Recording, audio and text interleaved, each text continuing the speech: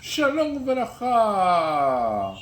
Vamos a hablar de la historia de los hebreos en Cuba y vamos a continuar con todo lo que veníamos hablando de el Círculo de Estudiantes Hebreos en la revista del Estudiante Hebreo de junio de 1929.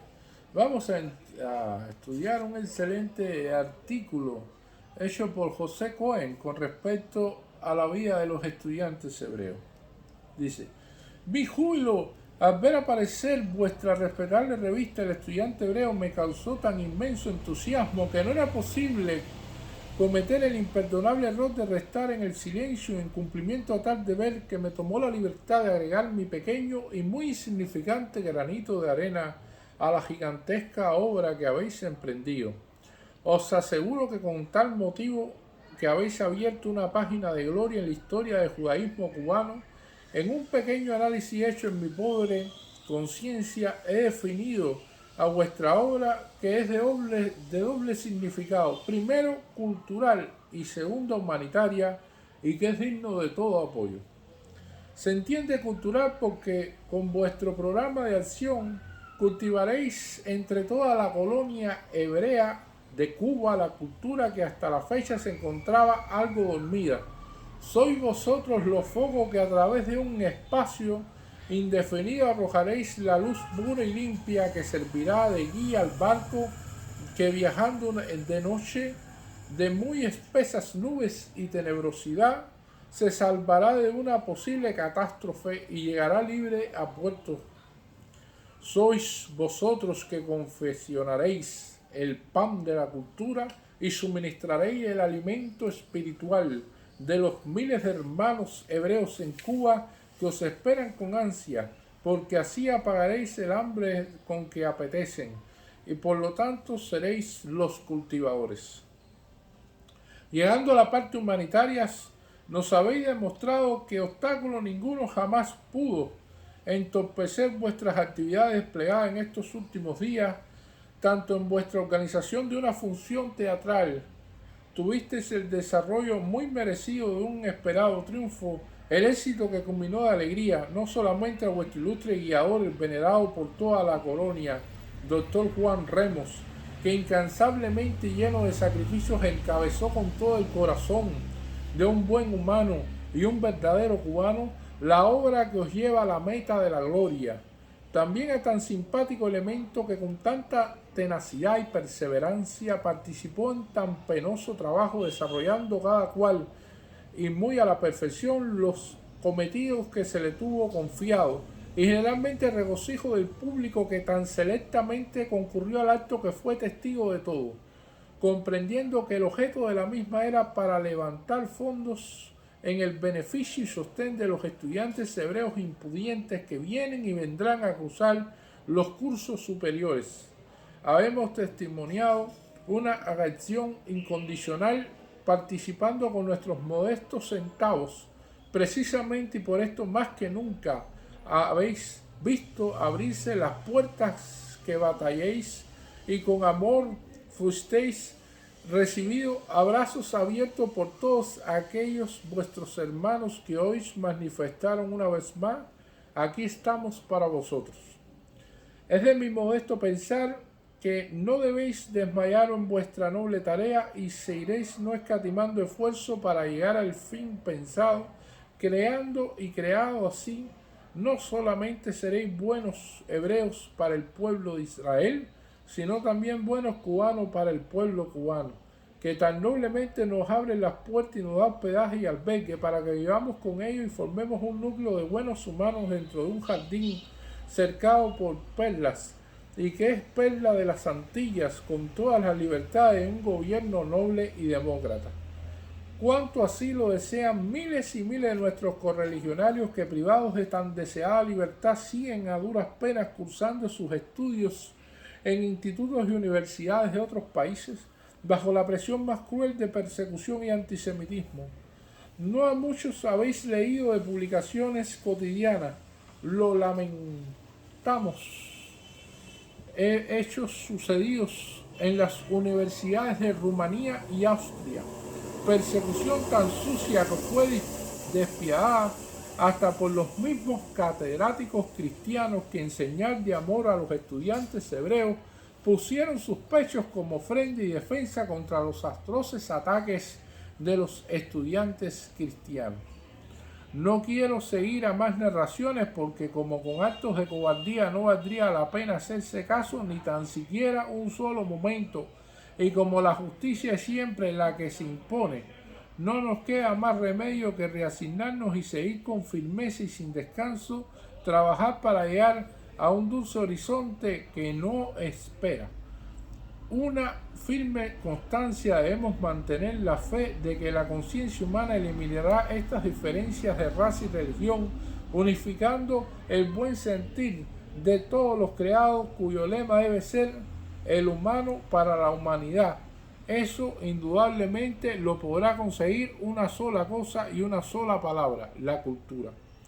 Así que a vosotros, estimados estudiantes, que os corresponde como vanguardia de todo un ejército humano, ocupar las primeras filas para abrir el combate al enemigo, y seréis seguidos por nosotros que os respaldamos, y así llegaréis a conquistar los inmensos campos fértiles de la sabiduría que recolectaremos del fruto de vuestro trabajo. Perseverancia y adelante.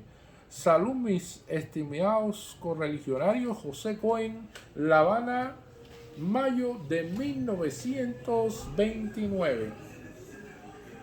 Nosotros vamos a ver que durante este periodo entre mayo y junio de 1929 hubo un gran problema dentro de la comunidad hebrea en el círculo de estudiantes hebreos, porque precisamente uno de ellos que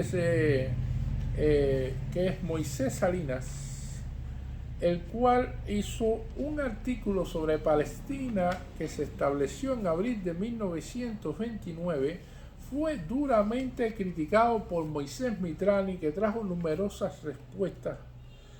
Para ilustrar este pasaje de la conciencia sobre el Estado de Israel y todas estas cuestiones, vamos a leer algunos pasajes del artículo de Palestina para entonces pasar precisamente a las respuestas como tal a los comentarios que le hicieron a Moisés Mitrani en junio de 1929. Pues dice: Palestina es la tierra prometida, la nación predilecta, la nación que idealmente me siento ligado, con cuyos éxitos gozo, con cuyas desventuras sufro, mi patria espiritual, en una palabra, el país que yo quiero como si hubiera nacido en él. Los lectores de este humilde artículo, y especialmente los que hayan estudiado la asignatura de bachillerato denominada cívica, me llamarán sin duda plagiario por haber copiado el concepto psicológico verdadero de la patria, pero no importa, mi intención al definirlo no es otra que despertar entre los estudiantes y no estudiantes residentes en Cuba su patria adoptiva, el entusiasmo y el amor hacia Palestina, hacia la Tierra Santa, como quieren llamarla.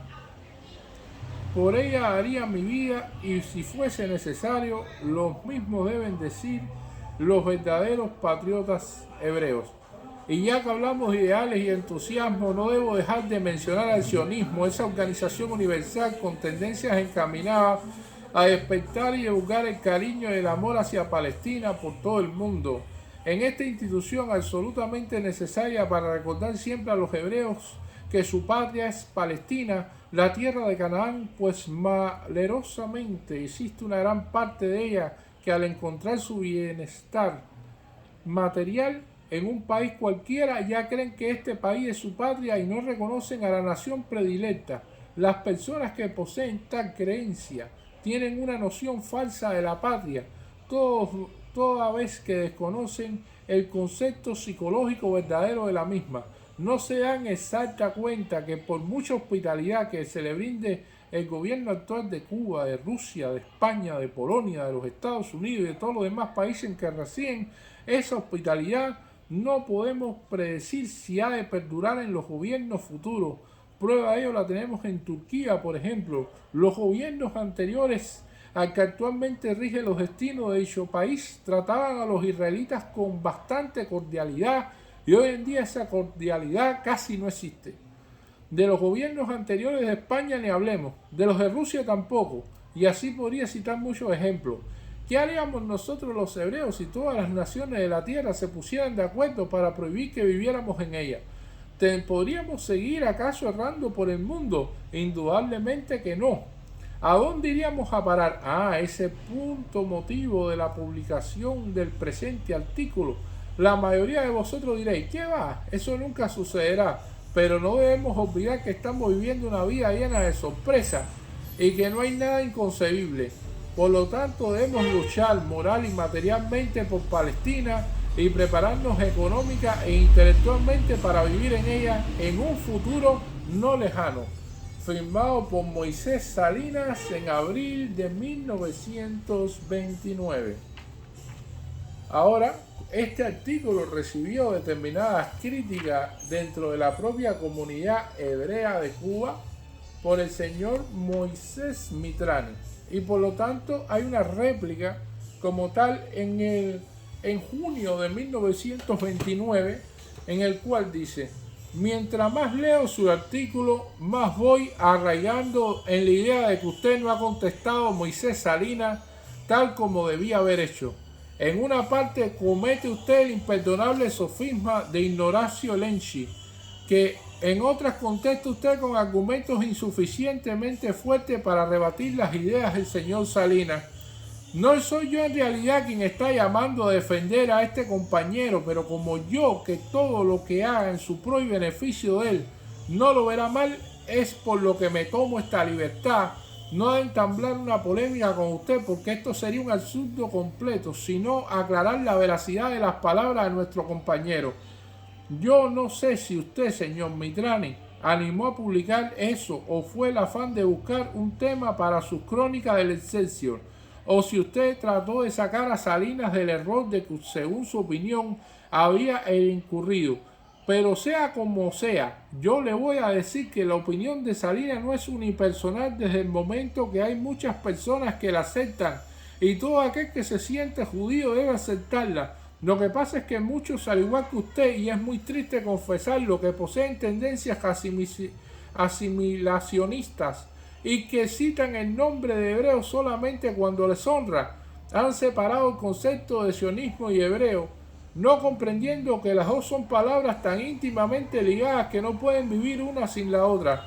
Ser sionista es ser un judío íntegro, orgulloso, sin vanidad y activo sin soberbia.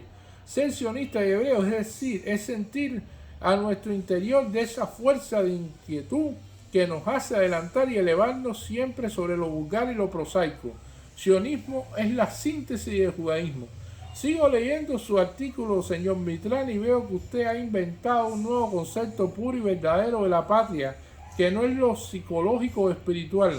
Cosa extraña, pero le rogamos que nos lo diga, pues así ya tendremos algo más que agregar a nuestros pocos conocimientos.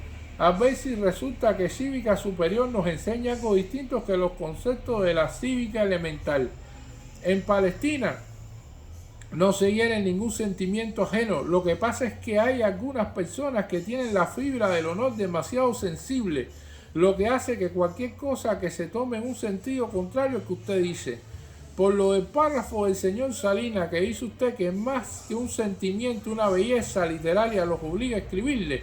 Usted conoce bien a Salinas y sabe que no escribe para que se note la buena expresión que él posee, sino que escribe para expresar todos los ideales que su alma alberga. Él no le anima el deseo de aparecer en letras de molde, sino el de contribuir en algo de la propagación de ese ideal sionista que muchos creen un sueño. Y por último, señor Mitrani, nos dice usted que el mundo no marcha 2000 años atrás. Cierto, muy cierto. Pero cuando se ve desde el cielo de vista general, y desde el punto de vista general, cuando se trata de un caso particular, tenga la completa seguridad de que el caso varía, entonces ya no es civilizado, sino por el contrario, va marchando dando un paso hacia adelante y dos hacia atrás. Y este caso particular son los hebreos. Usted sabe lo fácil que es arraigar en la mente de esa masa inconsciente que se llama pueblo cualquier idea de antisemitismo. Aún en pleno siglo XX hay innumerables ejemplos de ello, puesto que estamos viendo en los estudiantes que constituyen la vanguardia de la humanidad entera. Son los que más poseen ideas de odio hacia los hebreos. Es por eso que dice Salinas que debemos luchar moral y materialmente por Palestina, porque la queremos. No para nosotros, sino para la humanidad, porque la queremos para la realización del judaísmo. Antes de terminar estas pobres líneas, quiero manifestarle a usted, señor Mitrani, que si acaso aquí hay algo que pueda herir sus sentimientos, me lo perdone y no lo tome a mal, puesto que mi intención no es la de ofender a nadie, sino la de expresar mi opinión, al igual que usted ha hecho, para que aunando nuestros esfuerzos podamos ampliar las investigaciones del reino de la verdad. Esto está escrito por Deceme en el mayo de 1929. También Moisés Salinas hace un escrito para contrarrestar las cuestiones de Moisés Mitrani, en el cual dice: mi artículo Palestina, publicado en el número anterior de esta revista, ha sido objeto de crítica y de numerosos comentarios. Con estas líneas deseo contestar en todo lo posible a todas aquellas personas que me han criticado, sugerido distintas correcciones, algunas muy aceptables. Por ejemplo, el artículo que me estoy refiriendo. ¿Por qué escribí sobre Palestina en una revista de esta índole? En honor a la verdad, deseo aclarar que, habiéndome propuesto el estimado David Cataribas, fundador de esta revista, el tema Palestina, me decidí a desarrollarlo impulsado simplemente por un deseo y un sentimiento patriótico. No lo escribí como propaganda sionista, según creen algunos, y aunque en el fondo esto es lo que ha resultado, me alegro de saberlo, ya que nosotros los hebreos que vivimos en Cuba, en esta tierra hospitalaria, no sabemos o ignoramos todos los sufrimientos que pasan los israelitas que residen en algunas naciones en el mundo, y por esto nos mostramos indiferentes ante esta realidad. Aquí cabe recordar el adagio vulgar: ojos que no ven, corazón que no siente. No queremos a Palestina para nosotros que vivamos bien en Cuba, pero querámosla más y más para aquellos pobres hebreos oprimidos de otras naciones donde el fanatismo es una epidemia. ¿Por qué no me expresé en términos más encomiásticos hacia Cuba? Muchísima razón tienen aquellos que criticaron este punto. Por cierto, estaba tan entusiasmado con Palestina que olvidé por un momento a mi patria adoptiva, la nación que más hospitalidad nos ha brindado y nos brinda, motivo por el cual coloqué en primer término mi artículo Palestina, con la cual, sinceramente hablando, nosotros los hebreos hemos contraído una deuda eterna de gratitud por habernos abierto sus puertas de par en par, por habernos acogido en un seno, por habernos brindado por fin toda clase de facilidades para el desenvolvimiento de nuestras actividades comerciales, sociales, religiosas, etc. Ahora me referiré al artículo que en días pasados publicó el compañero Moisés Mitral en el diario de la tarde El Excelsior, El País, criticando despiadadamente mis primeros esfuerzos periodísticos. No voy a defenderme desde estas columnas, pero eso lo dejaré a buen cargo de otro compañero que en esta misma revista lo está haciendo. Deseo solamente manifestar lo siguiente. Primero, yo no escribí el tema Palestina para que me contestaran, según hizo el señor Mitrani. No reté a nadie para entablar polémicas conmigo, siendo el primer fruto de mis humildes esfuerzos, que estaban de más las polémicas. Segundo, el señor Mitrani, por ser compañero, por correligionario, por ser más discreto y por ser más experiencia que yo, no debía haberme criticado por medio del Excelsior País. En lugar de hacerlo por este medio, debía de criticarme y corregirme personalmente los errores que según él he incurrido, toda vez que posee más conocimiento que yo. Espero que en vista de las razones que anteceden al compañero Mitrani, se abstenga de criticar por medios de prensa a los próximos compañeros aspirantes a colaboradores como yo, que se presentarán en el futuro. Firma Moisés Salinas, y estamos en mayo de 1929. Hay otro artículo interesante de Moisés Salinas que se llama La vida del estudiante necesitado. Dice, a pesar del hecho de contar el autor de este artículo con pocas experiencias personales y no muchas obtenidas, mediante observaciones en el próximo, mejor dicho, en mis compañeros por el apelativo que se le da a los estudiantes en general cuando uno de ellos se refiere a los demás al deseo de hacer en este número un bosquejo sobre el tema del título con el objeto de exponer a aquellas personas, estudiantes o no estudiantes, acaudaladas que por lo menos poseedoras de algún dinero, de ese maldito dinero que todo hace y todo lo puede, excepto en casi todos los casos, el prolongar la existencia del ser humano cuando le llega el momento de morir y emprender el viaje eterno más allá de todo lo que sufre el que estudia, sin contar con los recursos suficientes para comprarse libros, pagar sus estudios y a veces para no morirse de hambre.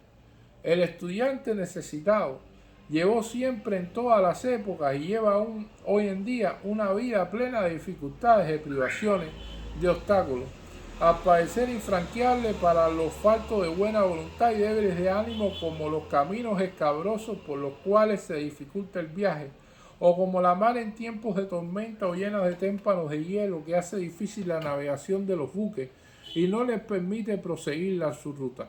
En la mayoría de los casos, el estudiante carente de medios tiene que trabajar para sostenerse.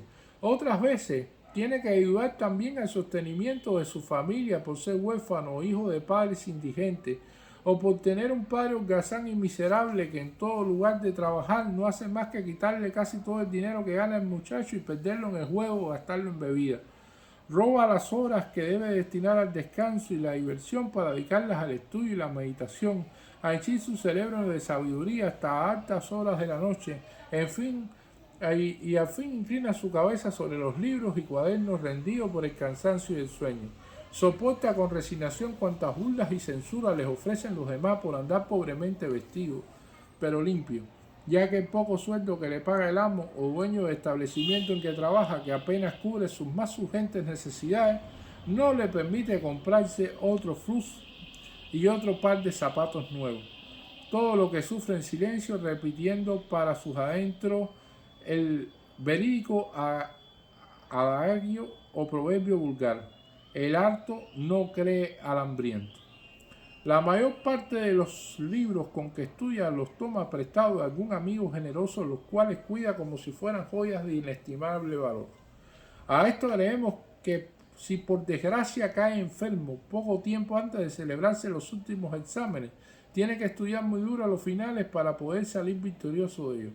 No obstante, todas estas calamidades, que al parecer se han hecho para él solamente, mantienen su semblante y risueño, su voluntad recia, su conciencia tranquila y alentada por las palabras dulces y cariñosas de la madre buena o de la tía cuidadosa, y por las ideas de adelanto que bullen en su cerebro, que se convierten en fin en un ser optimista y lleno de esperanza.